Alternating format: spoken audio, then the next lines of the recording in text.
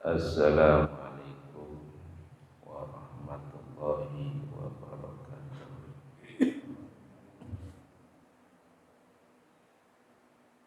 Alhamdulillahirabbil alamin. Wassalatu wassalamu ala nabiyyina Muhammadin wa ala alihi wa ashabihi ajma'in. Amma ba'du. Allahumma allimna ma jahilna wanfa'na bima 'allamtana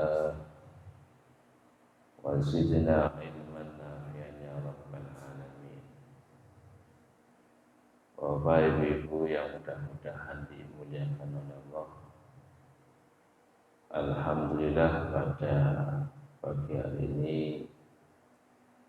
kita bisa melaksanakan sholat subuh berjamaah, dilanjutkan kuliah subuh.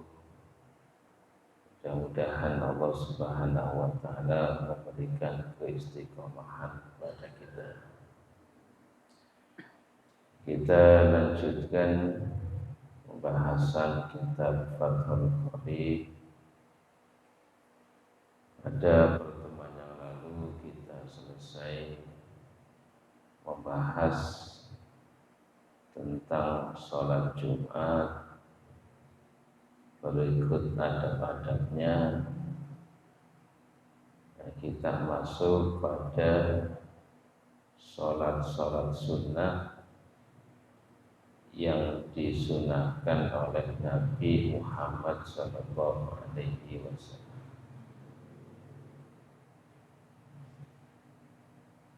Setelah mu'allif rahimallahu ta'ala menerangkan sholat fardu dari sholat 5 waktu sampai sholat Jumat, mu'allif rahimahullah ta'ala menerangkan tentang sholat sunnah. Beliau memulai menerangkan sholat sunnah dengan pembahasan sholat Idul Fitri, sholat Idul Adha. Faslun wassolatul idaini ay al-fitri wal adha sunnatun mu'akkadatun. Wassolatul idaini, dan hukum sholat Idul Adha, Idul Fitri, sunnatun mu'akkadatun, sunnah yang sangat dipentingkan. Jadi di dalam mazhab Imam Syafi'i, sholat Idul Fitri, sholat Idul Adha hukumnya adalah sunnah mu'akkadah, sunnah yang sangat dipentingkan. Meskipun ada mazhab yang lainnya yang mengatakan fardu ain, seperti mazhab Abu Hanifah. Dan di dalam mazhab Imam Ahmad itu adalah fardu kifayah. Tetapi di dalam mazhab Imam Syafi'i, di dalam mazhab Imam Malik itu dihukumi sunnah mu'akkadah. Wa tushra'u jama'atan, dan sholat Idul Fitri, Idul Adha itu disyariatkan, dilaksanakan secara berjamaah. Walimun faridin, bagi orang yang sendiri, wa musafirin, musafir, wa hurrin, dan merdeka, wa abdin, dan hamba sahaya, wa khunsa, dan khunsa. Khunsa itu seseorang yang dilahirkan mempunyai dua alat kelamin. Wa mar'atin dan wanita, la jamilatin, wanita yang tidak cantik, wala dzati hayatin, dan wanita yang tidak membuat seorang laki-laki itu tertarik kepadanya. Jadi sholat Idul Fitri, Idul Adha disunahkan bagi musafir, bagi orang yang merdeka, bagi hamba sahaya, bagi unsa, bagi wanita, bagi orang yang sendirian. Nah, di sini disebutkan begitu juga disunahkan bagi seorang wanita, dengan catatan la jamilatin, artinya wanita yang tidak cantik atau wanita yang tidak menarik. Artinya kalau wanita yang cantik, wanita yang menarik perhatian laki-laki, ini tidak disunahkan untuk hadir di dalam sholat sholat Idul Fitri, sholat Idul Adha. Meskipun demikian boleh hadir, tetapi harus bisa menjaga adab-adabnya. Amal ajuzu, adapun wanita yang tua. Ajuz itu wanita yang tua. Fatah turul idah, maka disunahkan untuk menghadiri sholat id fi thiyabi baitiha, dengan mengenakan baju yang biasa dipakai di rumah, bila tibin, tanpa adanya minyak wangi. Jadi ini ada catatan untuk wanita. Seorang wanita yang tidak menarik, tidak cantik, disunahkan untuk hadir di sholat Idul Fitri, Idul Adha. Tetapi bagi wanita yang cantik, yang menarik, itu tidak disunahkan, tetapi boleh untuk datang ke sholat Idul Fitri, Idul Adha, dengan catatan harus menjaga adab-adabnya. Adapun wanita yang tua tetap disunahkan untuk mendatangi Idul Fitri, Idul Adha, tetapi dengan mengenakan pakaian yang biasa dia pakai ketika sholat di rumah, bila tibin, tanpa memakai minyak wangi. Masya Allah, ini dia tuh dalam tapi kadang-kadang sekarang itu sholat Idul Fitri itu kayaknya pamer pakaian sama pamer minyak wangi. Nah, apalagi ketika sholat mukenahnya itu kayaknya itu lomba-lomba. Untuk apa? Ya, untuk memperbarui. Boleh, tapi jangan terlalu mencolok. Bila tibin, tanpa memakai minyak wangi. Jadi ini adabnya bagi seorang perempuan, wanita ketika hadir di sholat Idul Fitri, ya, jangan terlalu mencolok dan tidak memakai minyak wangi. Nah, kemudian wa waktu sholatil idi ma baina tulu'i syamsi wa zawaliha.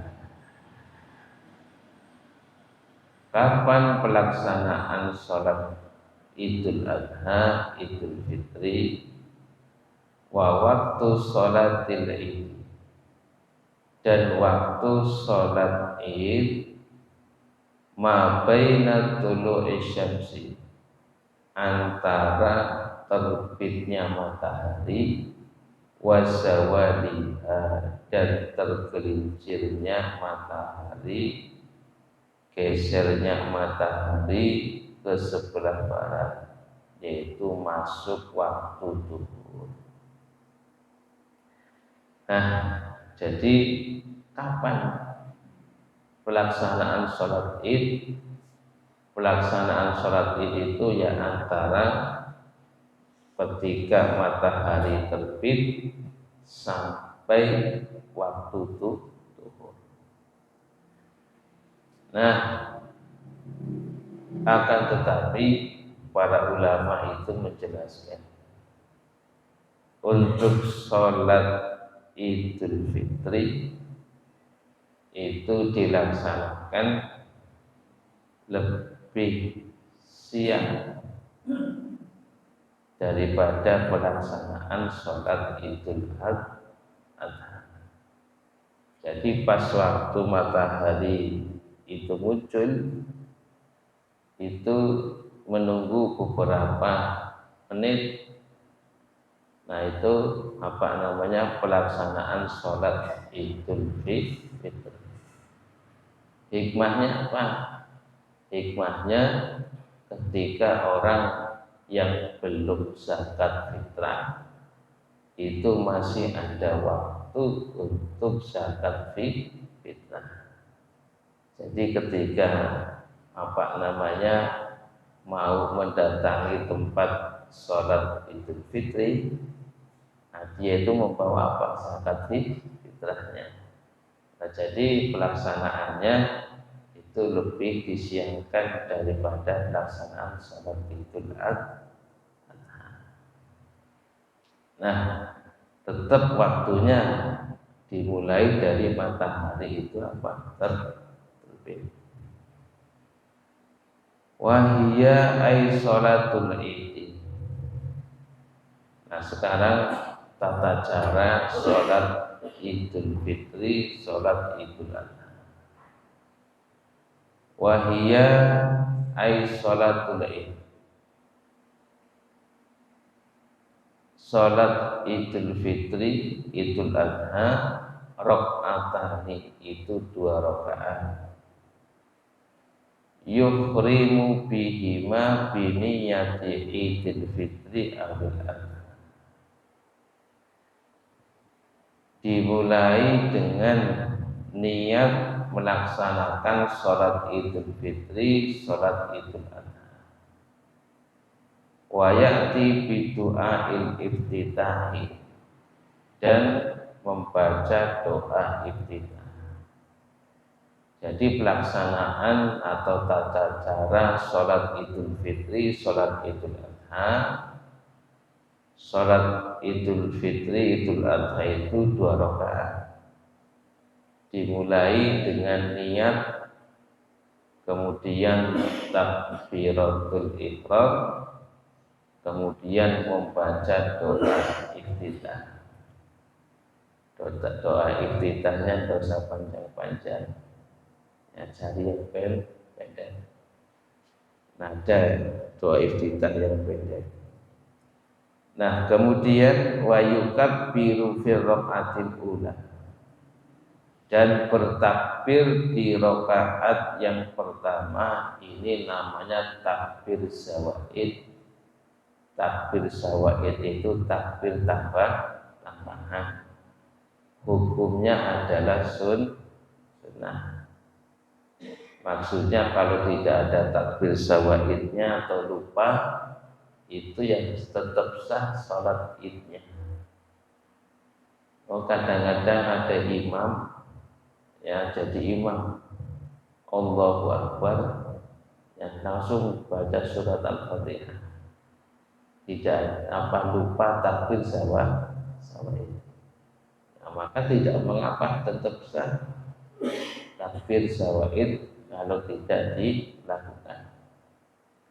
Nah, maka takbir zawaid di sholat id pada rakaat yang pertama sab'an itu 7 kali, siwa takbiratul ihram selain takbiratul ihram. Jadi takbir zawaid di sholat Idul Fitri, Idul Adha ada 7 selain takbiratul ihram. Berarti takbiratul ihram setelah itu membaca doa iftitah, kemudian takbir zawaid 7 kali. Nah, meskipun ada sebagian ulama menerangkan 7 takbir itu termasuk takbiratul ihram. Tetapi di dalam mazhab Imam Syafi'i takbiratul ihram kemudian membaca doa iftitah, kemudian baru takbir zawaid 7 kali.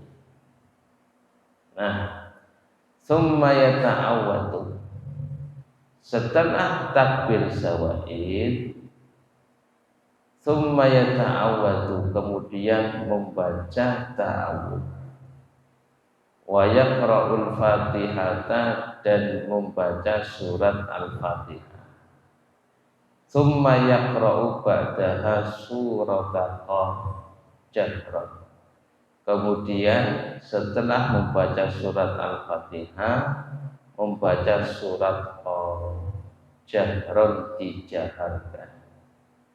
Jadi ini sunahnya, dan Nabi itu biasa kalau sholat Idul Fitri, Idul Adha membaca surat tergantung jamaahnya. Kalau Nabi itu biasanya membaca surat ya, lumayan agak panjang surat ya. Tapi kalau jamaahnya kuat-kuat, ya, jamaahnya tidak protes, ya, kalau biasanya membaca surat Qaf itu lebih baik, karena ini yang dilakukan oleh Nabi Muhammad SAW.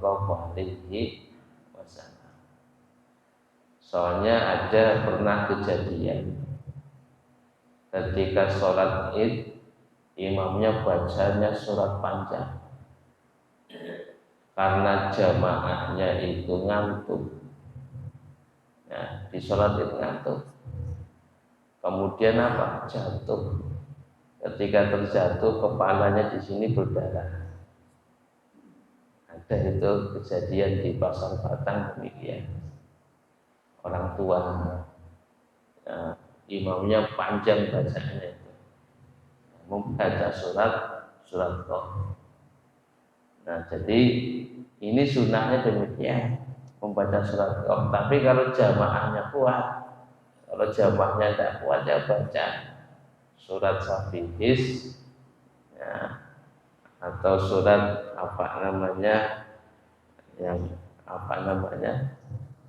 Al-Ghasyiyah, ya.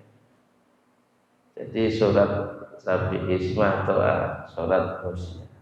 Tapi memang kalau Nabi itu bacanya surat Qaf.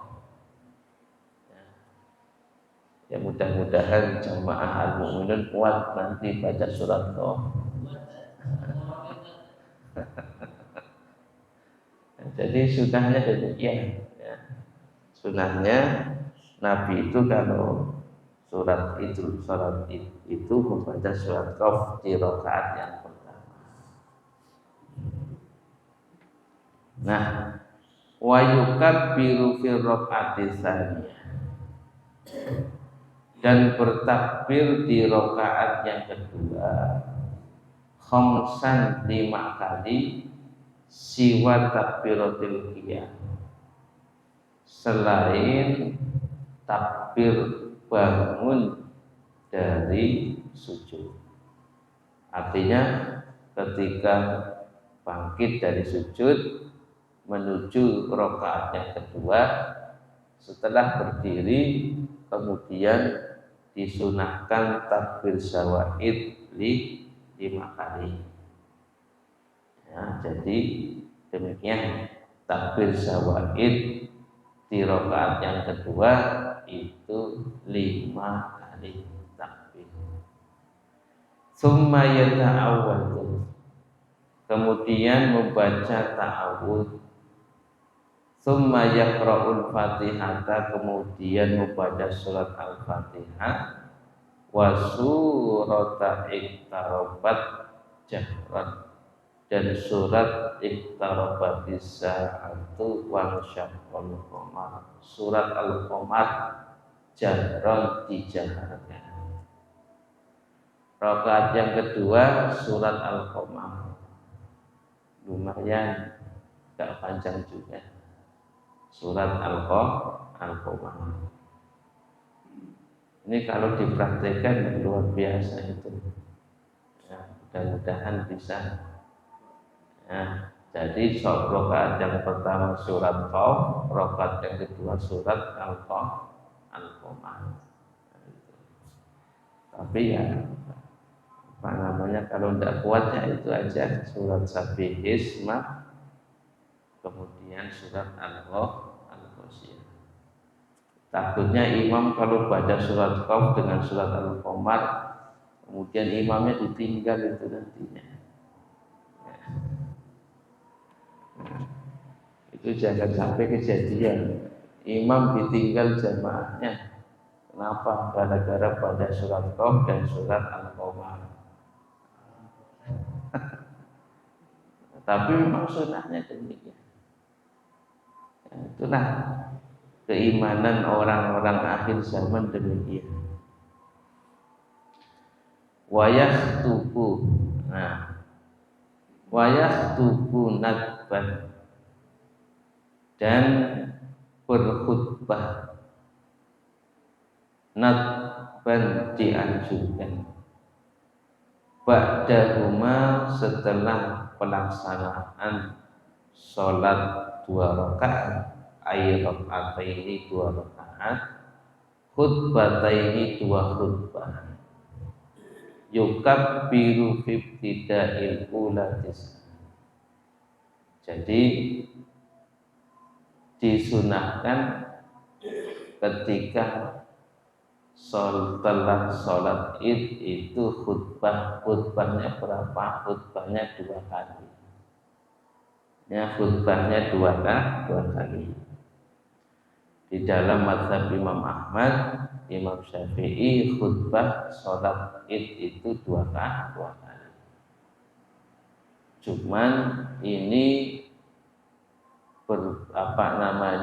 berbeda di dalam pemahaman khutbah 2 kali ini.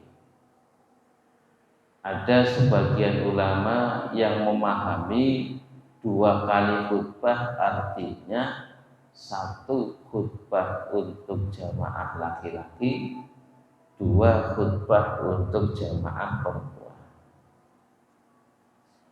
Ada yang memahami tidak, khutbah 2 kali untuk jamaah laki-laki dan jamaah perempuan. Ya, jadi ini berbeda di dalam memahami 2 khutbah ini. Ada yang memahami khutbahnya itu 1 kali. Ya, setelah itu nanti khotib itu khutbah khusus perempuan. Ini juga pernah dilakukan oleh Nabi Muhammad Sallallahu Alaihi Wasallam. Atau khutbah 2 kali seperti khutbah sholat Jumat. Ya monggo, tidak mengapa. Khutbah sekali ya tidak mengapa. Khutbah 2 kali ya tidak mengapa. Namanya perbedaan di dalam memahami teks hadis. Nah, jadi artinya kalau biasa di masjid itu khutbahnya sekali yang sah khutbahnya. Yang biasanya 2 kali yang sah khutbahnya. Nah, cuman ini berbeda di dalam memahami teks hadis. Jadi ya ada yang memahami khutbah 2 kali, sekali itu di jamaah laki-laki, sekali lagi di jamaah perempuan. Nah, tapi kalau yang demikian susah dipraktekkan. Ya, kadang-kadang khutbah saja belum selesai, jamaah perempuan sudah habis itu. Ya, sudah bubar. Jadi demikian. Yang tidak masalah kalau khutbah sekali atau khutbah 2 kali. Cuman di dalam mazhab Imam Syafi'i dan mazhab Imam Ahmad itu khutbahnya 2 kali seperti khutbah sholat Jumat. Nah, yukabbiru fibtida'il ula tis'an wilaan, dan mengucapkan takbir di khutbah yang pertama tis'an 9 kali, wilaan secara berurutan. Artinya ketika di awal khutbah yang pertama itu diawali membaca takbir 9 kali. Allahu Akbar, Allahu Akbar, Allahu Akbar, Allahu Akbar, Allahu Akbar, Allahu Akbar, Allahu Akbar, Allahu Akbar, Allahu Akbar. Itu kalau di khutbah yang pertama diawali takbir 9 kali. Wa yukabbiru fi ibtida'i tsaniyati sab'an wilaan, dan membaca takbir pada permulaan khutbah yang kedua 7 kali. Ya, jadi ketika khutbah yang kedua diawali dengan 7 kali takbir. Allahu Akbar, Allahu Akbar, Allahu Akbar, Allahu Akbar, Allahu Akbar, Allahu Akbar, Allahu Akbar. Nah, itu 7 kali di awal khutbah yang kedua. Walau fasala bainahuma bitahmidin wa tahlilin wa sana'in kana hasan. Walau fasal, dan sekiranya di jeda atau diseselih bainahuma, di antara 2 takbir, bitahmidin dengan tahmid, wa tahlilin dan tahlil, wa sana'in dan pujian, kana hasanan, maka itu baik. Jadi kalau misalnya Allahu Akbar terus ditambah la ilaha illallah, kemudian Allahu Akbar, nah itu dijedah, difasad, ya, diselang-seling dengan tahmid, dengan tahlil, itu ya tidak mengapa. Tapi kalau dibaca takbir semuanya 9 kali atau dibaca takbir semuanya 7 kali di khutbah yang kedua, ya tidak mengapa. Nah, kemudian berikutnya ini masalah takbiran, ya, takbiran di hari raya Idul Fitri dan Idul Adha. Wa takbiru ala qismaini, dan ucapan takbir ala qismaini dibagi menjadi 2. Jadi takbiran itu ada 2. Yang pertama mursal, takbir mursal, wa huwa ma la yakunu akibat sholatin, yaitu takbir yang bukan diucapkan setelah sholat. Namanya takbir mursal, artinya takbir bebas, artinya tidak terikat dengan setelah sholat dimanapun takbir.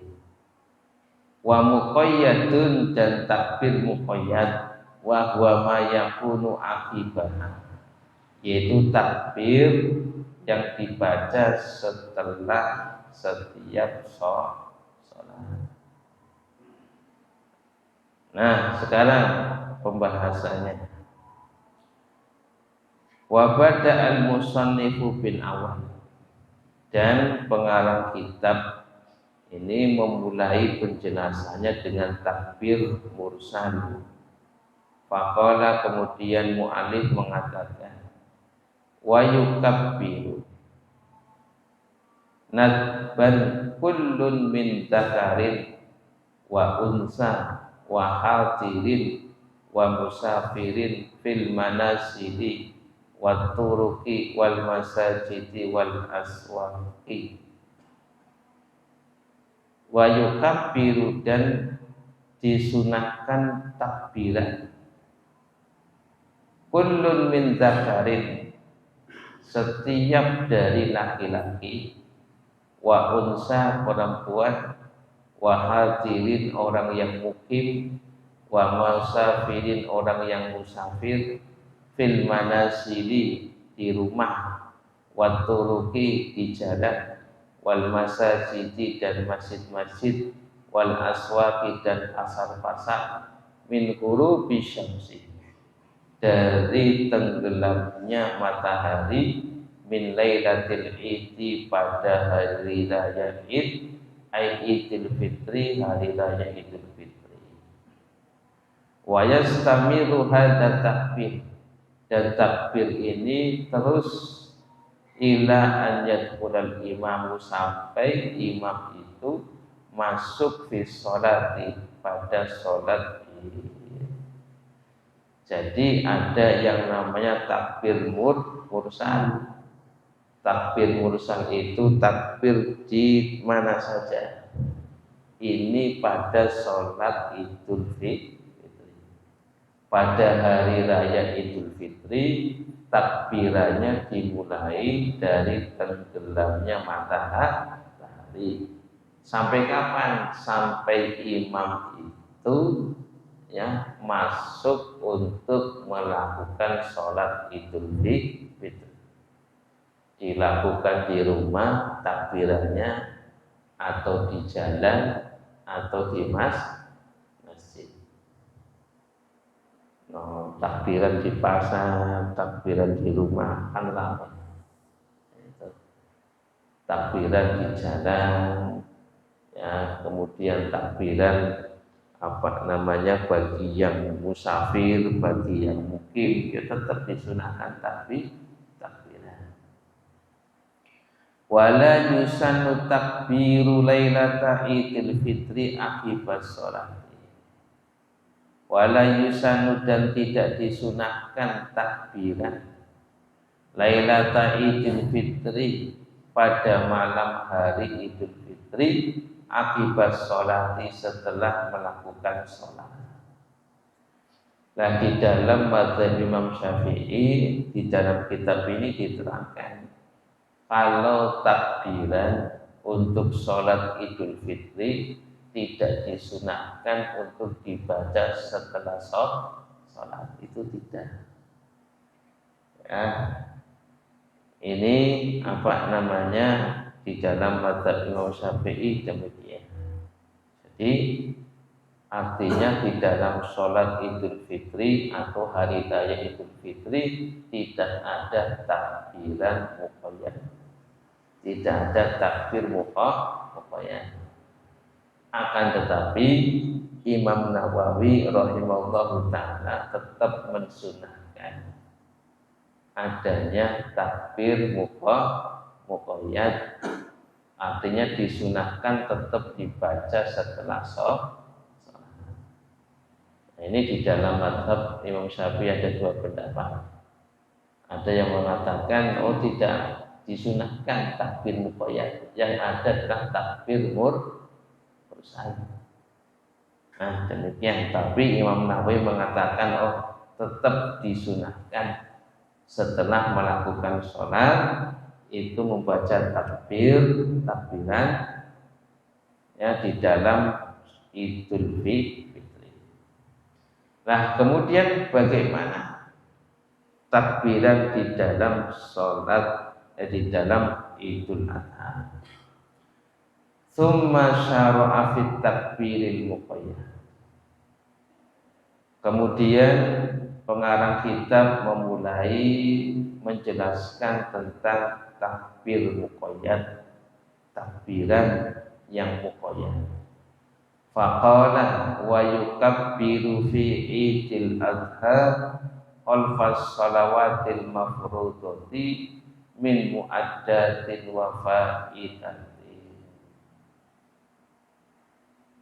Wa yukabbiru, dan bertakbir, fi Idil Adha, pada sholat Idul Adha, khalfas shalawatil mafrudati, setelah melakukan sholat fardu, min muaddatin wa faidatin, baik sholat ada atau sholat qadha. Maksudnya gini, kalau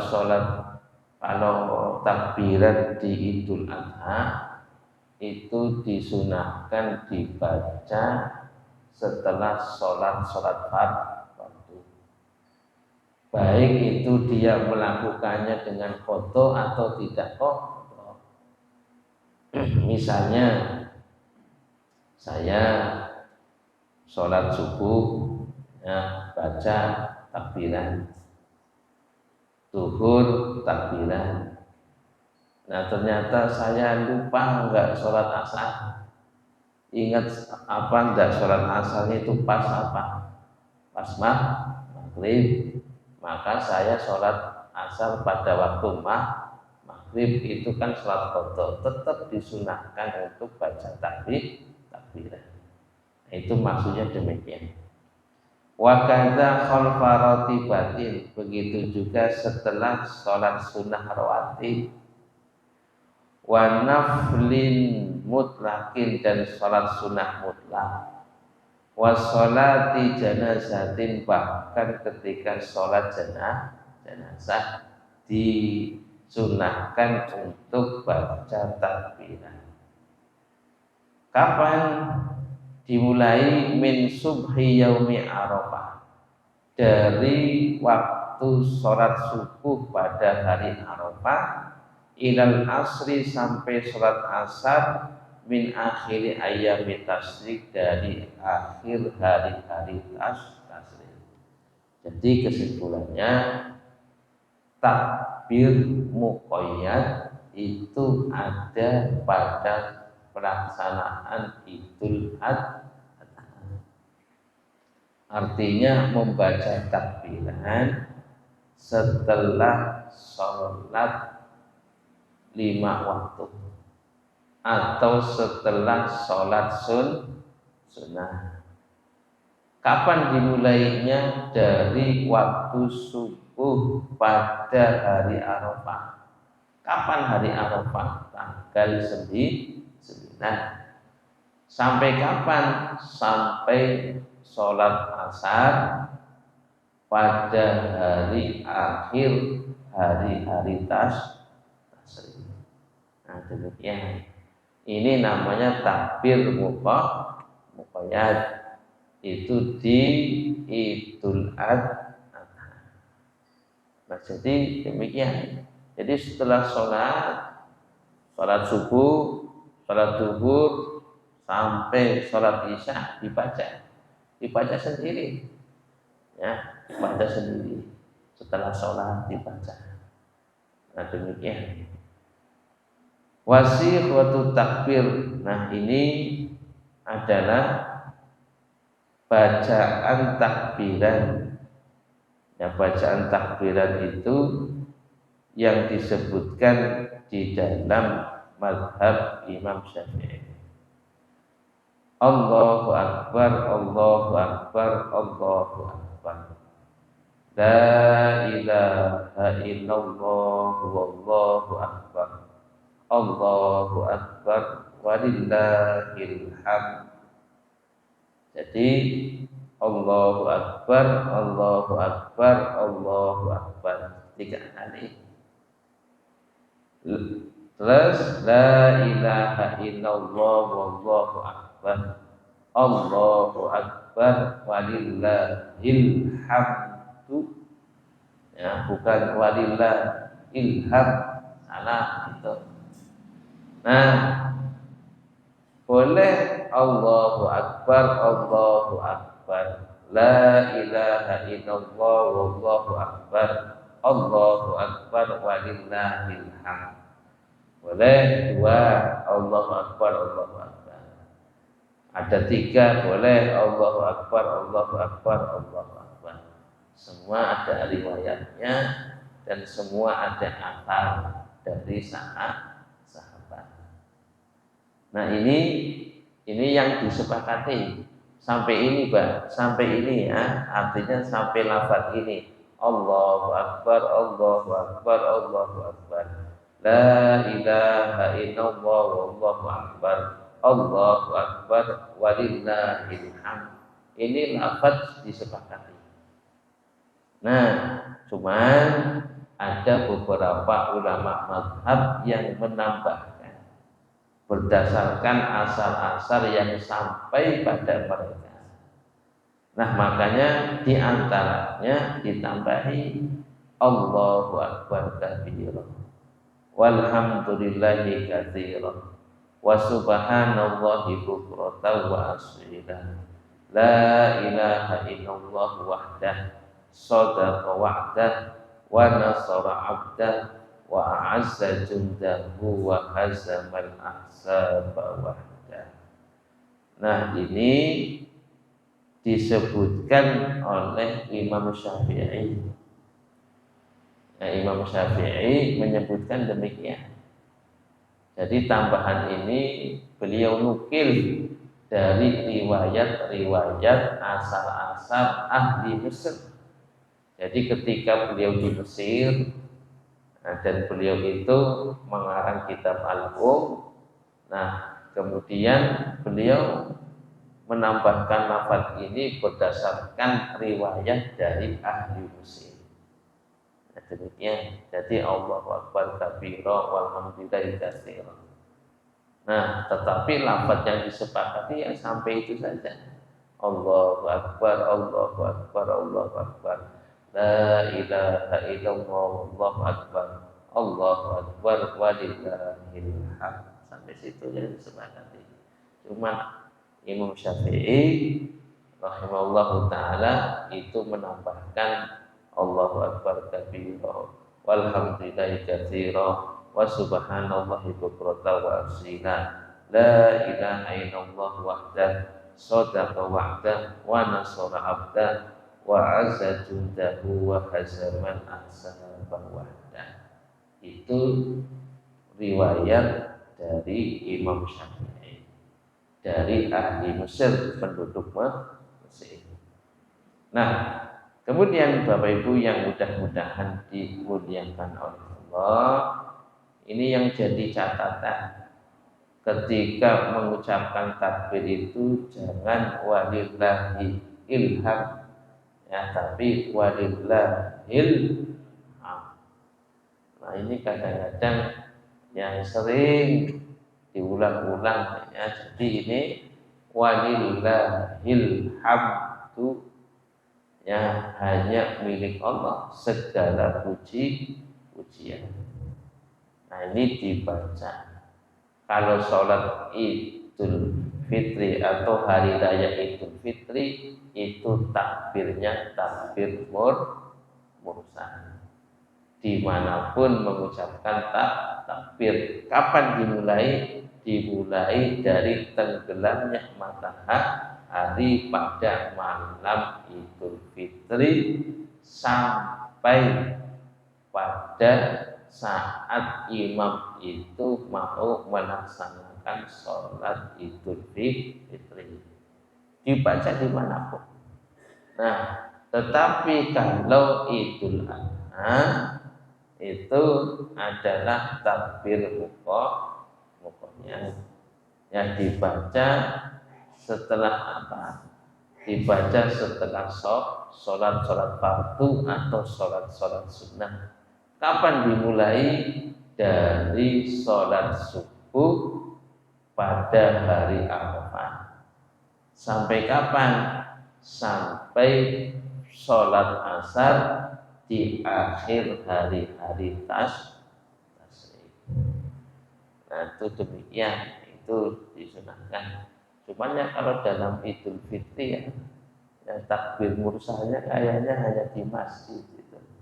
Ya, takbir mursalnya itu hanya di masjid. Padahal itu yang sunahnya kalau Bapak Ibu hendak pergi ke tempat sholat Idul Fitri itu disunahkan takbiran. Ya jalan sambil takbiran. Nanti pulangnya lewat jalan yang lain. Nah, itu demikian. Ya, kadang-kadang takbirannya hanya di masjid. Kalau di rumah ya sudah tidak takbiran itu. Kenapa? Urusin kupat itu. Jadi ya ibu-ibu kalau lagi ngurusin kupat sambil takbiran tidak masalah, itu pada malam hari raya Idul Fitri. Nah ini sunah-sunahnya demikian. Sampai-sampai disebutkan itu fil aswad, di pasar-pasar. Nah, maka kalau pelaksanaan sholat Idul Fitri itu kan disiangkan supaya apa ya tadi, orang yang belum berzakat pada malam hari itu dibawa untuk apa? Dibawa untuk zakat bagi orang-orang miskin ketika hendak melakukan sholat Idul Fitri. Baik, itu saja yang bisa saya sampaikan. Mudah-mudahan bermanfaat. Saya akhiri, subhanakallahumma wa bihamdika asyhadu an la ilaha illa anta astaghfiruka wa atubu ilaik. Assalamualaikum warahmatullahi wabarakatuh.